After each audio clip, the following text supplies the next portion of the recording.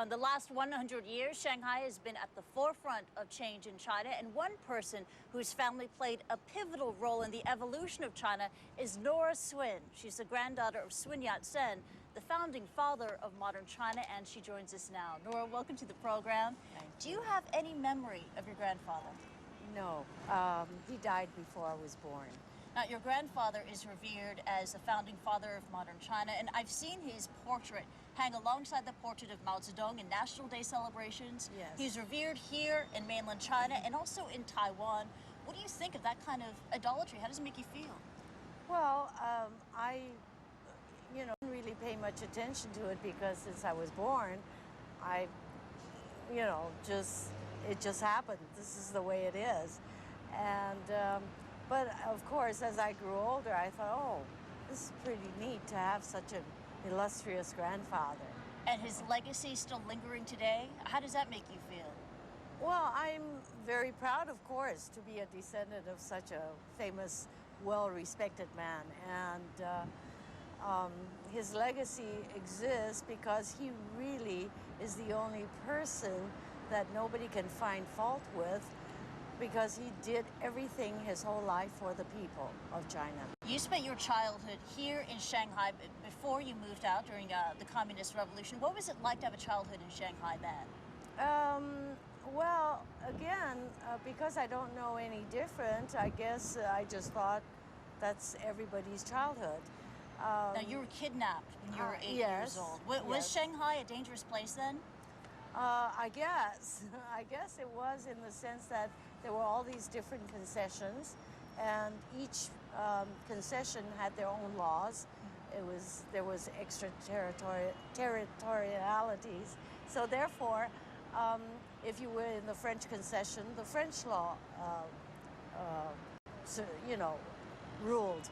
And if you were in the international settlement, the British law ruled. So the rules changed depending on which block of the city so you were therefore, if you committed a crime in the Chinese section, you just run to the concession and you can't be caught. Oh, my goodness. So I suppose in that respect, it was sort of like the wild, wild west. Now, you left Shanghai in 1949. You returned in 1980 Yes. when China was just opening up. Yes. What was Shanghai like then? That was very traumatic, because as a child, when I left Shanghai, I remember the hustle and bustle. And of course, I didn't have that distinct memories of Shanghai, but I still remember it being a very exciting city. So when I came back, I arrived late in the evening, not late, around 8 o'clock, and the whole city was dark.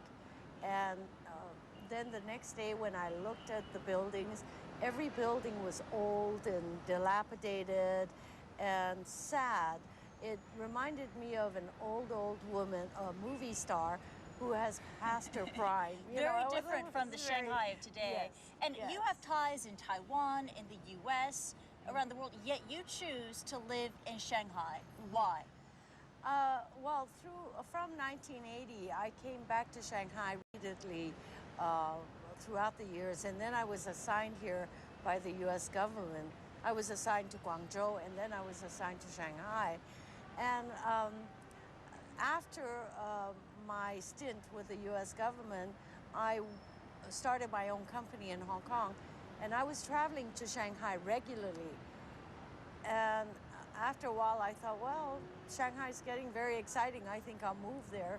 Instead of traveling to Shanghai, I'll travel to Hong Kong. Give us an idea of how exciting Shanghai is. Do you think the decadence of the 20s and 30s is back, especially when you go to the parties here? I don't think so. I think that's a nostalgic dream of many people, thinking that it should be back to the 20s and 30s. And things never go back to the same. And I think it's just a new Shanghai, and it's very exciting. And of course, there are lots and lots of parties and lots of activities going on in Shanghai. I remember when I worked at the American consulate here, I knew everything that was happening in Shanghai, everything. If there's one exhibit, I knew it was going on. If there was somebody visiting, I knew who that person was. I knew everything that happened in Shanghai because nothing much happened. And So therefore, you were on top of everything. Now I have no clue who's in Shanghai. I have no clue who's here. I have no clue what's happening. I can't keep up with all the exhibits.